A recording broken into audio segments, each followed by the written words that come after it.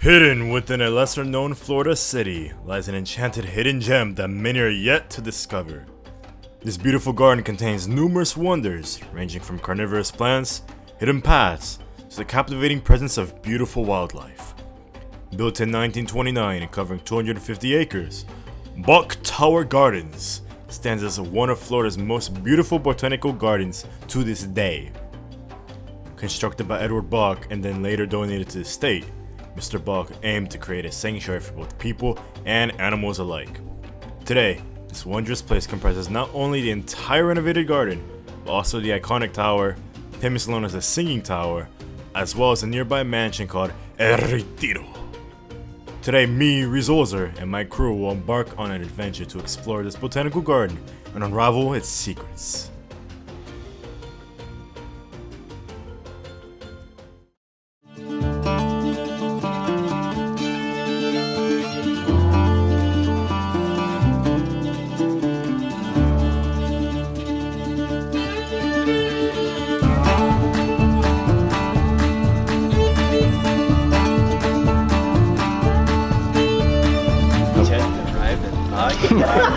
Welcome. I don't know what to say. We're at Buck Tower finally. Shit's gonna be a blast. It's time to roll.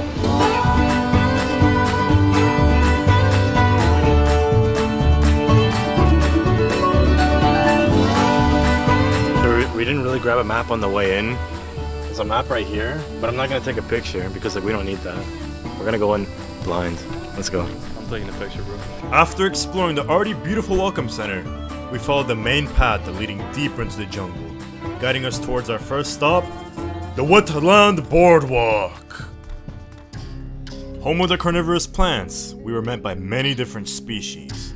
Although the most popular carnivorous plant, the Venus flytrap, was nowhere to be seen. Delving further, we encountered pitcher plants, known for their pitfall traps. Essentially, they lure their prey by getting them to touch the inner surface, which is filled with a very slippery slope. By the time they realize, it's too late, causing them to slide down into the pit, meeting their demise in the acid below. This one, sundew, fly paper. Another fascinating find was the sundew, which lure their prey with nectar before trapping them in a potent adhesive, with its tentacles wrapping around the trapped insect, killing it in the process. Along our path, we encountered a worker who explained that the disappearance of the Venus flytraps was actually due to the winter reaching colder temperatures, causing them to die, which led to Buck Tower moving them entirely. We soon reached the end of the boardwalk and found ourselves at a crossroads that would soon get us lost in this vast jungle.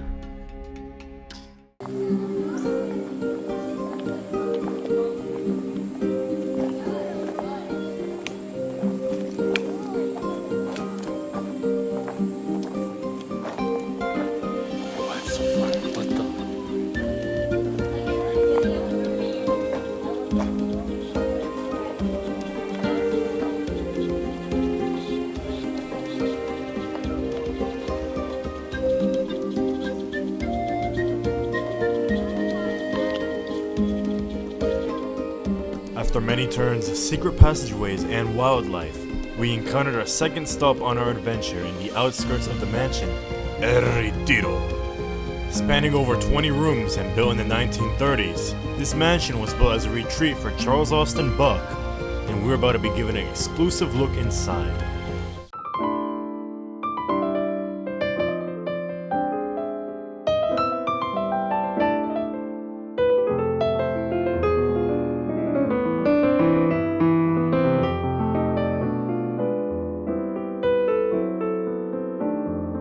This is Mr. Buck's chair. Only Mr. Buck sat in that chair. But I'm going to tell you a secret. Yeah. Under that carpet, there's a button that he could activate with his foot. So if the rolls, they were down to just 2 rolls left, or maybe the iced tea was getting low, and he could push that button. Nobody knew it was there. And the waitstaff would come and take care of the diners. Pretty cool, huh? Yeah. So that's one feature, kind of secret-y thing. The second, Mr. Buck, you're going to see it here in a minute, in a few minutes. is that winding staircase that goes up to his bedroom. He was the only one that went up those stairs. The party was still going on down here, you know, his guests and his family members. When he'd had enough, he just said, "Night all," and would go up those stairs to his bedroom.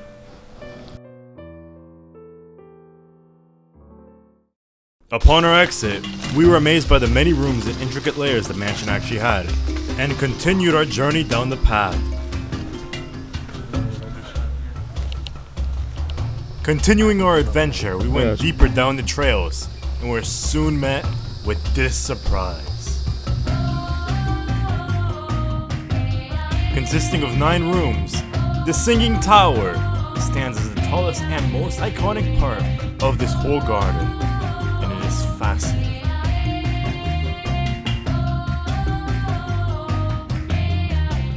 March 6th, 1961. Edward Bach, during his later years and throughout one of his nocturnal periods of discomfort, came up with the grand idea of buying the top of Iron Mountain and creating a bird sanctuary. So after 50 acres bought and hiring Frederick Law Olmsted Jr., the country's greatest landscape architect at the time, construction was soon to start. During construction, he would often sit and watch, and when it neared completion, he realized the water tank that supplied the colony wasn't very pleasing to look at, and did add much to the scenery, leading him to the idea of a bell tower. Resonating with the Netherlands culture of a single bell tower, it felt very natural to him, and so he started the creation of the Singing Tower.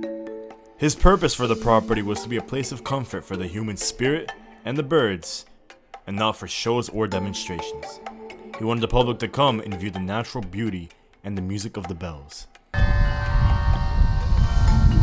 A place where humans could come visit as long as they please and find comfort in their own way. Now dead, he's buried right in front of the tower, overlooking the garden for all of time to come.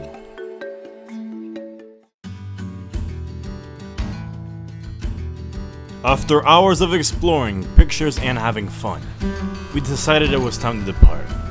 At the end of the day, we did find our own comfort along the way, exploring the natural beauty this garden holds. Although it may not be as grand as the Himalayas, this place held its own unique beauty. It may not have a McDonald's or a 20-floor parking garage, but it did have something that surpassed all of that. Trees, grass, wildlife. McDonald's can always be replicated, but this was irreplaceable.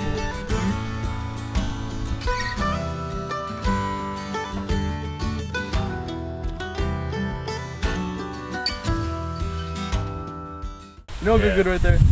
Massive casino. Massive. I can see like an H&M. Give me a Zara with only locally grown clothes. Shein factory. Shein influencer like campsite. I think they should put the bins right here, but only allow the Depop demons to come in. Depop demons.